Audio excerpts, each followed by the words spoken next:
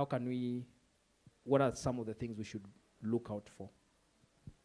So for a very young child, an infant, I would start there. These children tend to be very quiet. You would think they are a nice baby. They're the people that, when people come to visit you, they're like, your child never cries.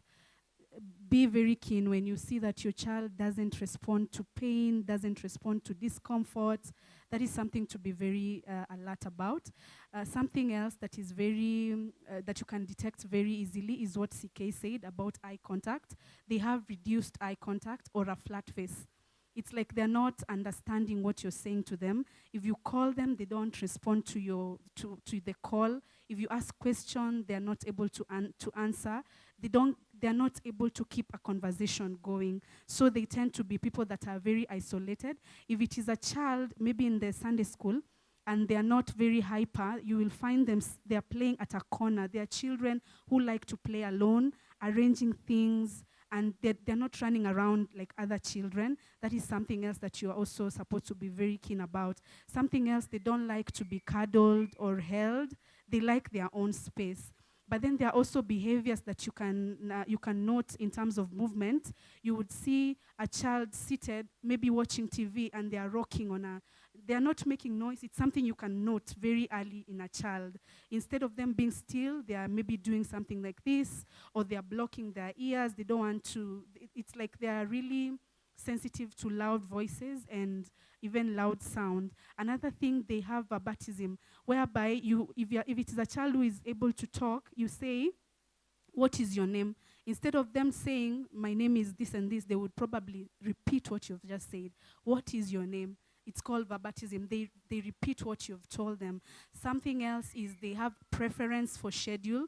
You realize that there are children that if you confuse a timetable, like if I wake up, I eat, then I go to a certain place, and that day you wake up and do something else, they have a sensory overload and a meltdown, like they really behave in a different way. So even adults that you see, like they are perfectionists, they like a certain way, doing things a certain way. That is someone that probably has autistic tendencies. Something else is they are fixated with object, and they don't at times understand the function of that object. A normal 3-year-old child would have a car and ride it on a place, but an autistic child will have that car and probably just hitting on the tire. You understand? Like they're concentrating on one part of that car, not the function of that car to ride it. So all these are things that you can note, and many more.